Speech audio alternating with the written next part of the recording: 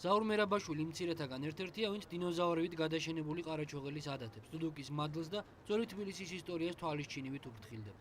ყოველ დილას სოლოლაკის ვიწრო და ხოულ ქუჩებში გასეირნებას მედუდუკეთა უკანასკნელი მოხიკანისთვის ისეთივე მნიშვნელობა აქვს, როგორც ჩინელისთვის უშუს ტრადიციულ ვარჯიშებს. ზაურის ძაღლსაც კი ყარაჩოღელის შესაფერისი სახელი ბრაზო ჰქვია. მოდი.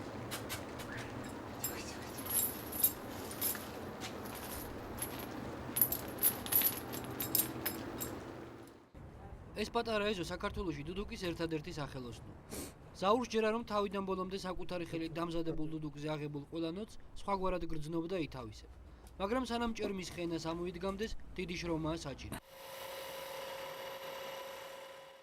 ძველად ხარფუხელი ოსტატები დუდუკის ტარს ხელით თლიდნენ, მაგრამ ზაურს ათობით მოსწავლე ყავს და ისინი თვეობით დუდუკის ტარის დამზადებას ვერ დაუცდიან. საგანგებოდ მოწყობილი ჩარხი ამ საქმეს ბევრად უფრო სწრაფად ასრულებს. თუმცა ამის შემდეგ დუდუკში მაინც რჩება ელემენტები, რომელსაც ვერანაირი ინდუსტრია ვერ მოერევა. აქ უკვე ოსტატის ხელი და გრძნობაა საჭირო. ეს არის ნელ-ნელა მისაყვანი.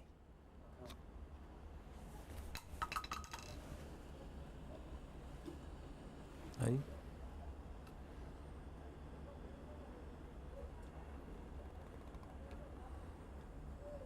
ნელ-ნელა უნდა მიიყვანო. ჯერ ცოტა დიდს გავუკეთებ.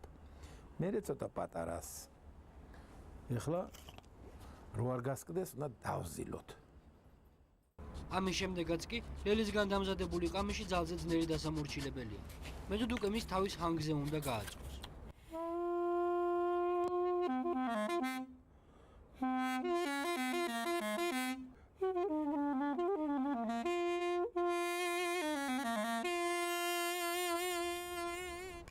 ესეც უნდა დავაყენოთ სიგრძეზე ზომაში. გრძელი რო დავიჭიროთ, მოვა დაბალი ტონალობაში. მოკლე რო დავიჭიროთ, მაღალი მოვა. ესე იგი, უნდა საშუალო ვიპოვოთ.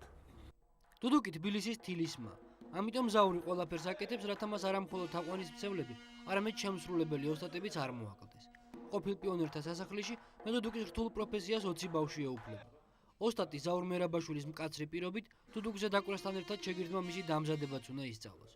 სწავლების კურსი ყარაჩოღელთა იდეოლოგიასაც მოიცავს. დღეს სადღაც იქით პლანზე გადასციეს, გესმის და თითქოს ზურნა აღმოსავლურია და ჩვენ ვითომ ევროპელები გავხდით. ევროპელები კი არა კაცო იცი რა გითხრათ კაცო. საამაყოც არის რომ აღმოსავლეთელი ხარ. და თუ ვინმე შემეკითხება. ზოგჯერ მასტერკლასის ჩასატარებლად ოსტატი ყოფილ შეგირდებსაც იწვევს ხოლმე. ახლა ზურნე. სამი. დოლი.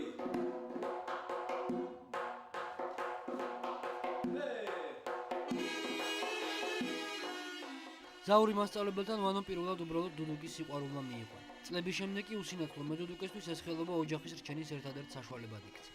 პირველად სცენიდან დაიწყო.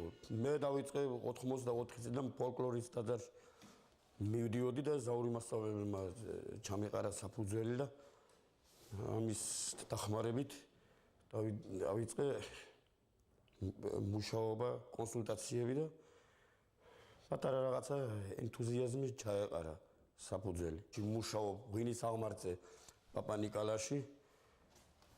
ჩვეულებრივად რომ ოჯახი შევინახო.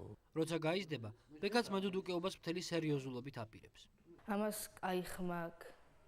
კაი ჟღერადობა აქვს. კაი სმენა აქვს. რა ვიცი?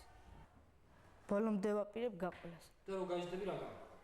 მედუდუკე.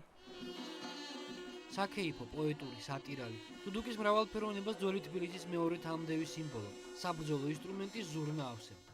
ესე იგი რომ აღგზნებს ამ მოჭიდავეს და იქ მაყურებელსაც კი რაღაც გადახდეს და იჭიდაოს. და რო იცოდეთ, ადრე შერჩევები ხდება ხოლმე პირდაპირ ხდებოდა ხოლმე შერჩევა. აბა იჭიდავებ? კი ვიჭიდავებ. აი ისეთნაირად არის უკვე აგიზგიზებული იმის გული.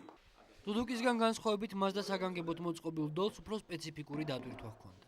უყურე რა, რითი უნდა დავიწყო, შენ მითხარი რა, უყურე? დუდუკზიან ზურნაზე სრულყოფილად როგორც ზაური ამბობს, მადლიანად რომ დაუკრა, მხოლოდ მისი დამზადების ან დაკვრვის ხელოვნების უსადოცოდნა არ კმარა. დროდადრო ოსტატი და შეგირდები ისტორიული თბილისის სანახებში გადიან.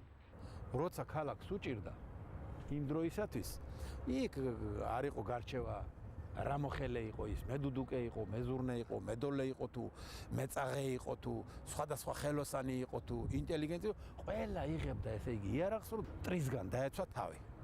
თბილისელმა დუდუკეთა მომავალი ამქარი ცდილობს ისე იფიქროს და განიცადოს, როგორც საუკუნეების განმავლობაში მათი წინაპრები ფიქრობდნენ და განიცდიდნენ.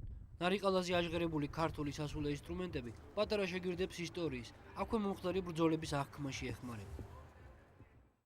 აი ეს ის ზურნა არის, რომელსაც ბრძოლებში აქვს დაკრული, აი ეს აი ბრძოლებში აქვს გამოვლილი.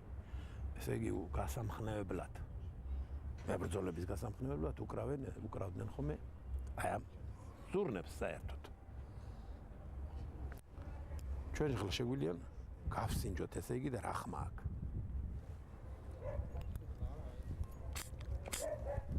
აბა შეგვიძლია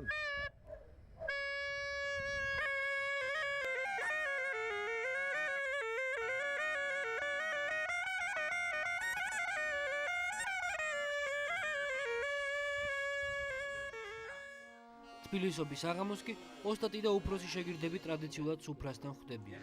როგორც ამ ქრის წესია, ძვლებსაც პატივს მიაგებენ და ახლებსაც გზას ულოცავენ.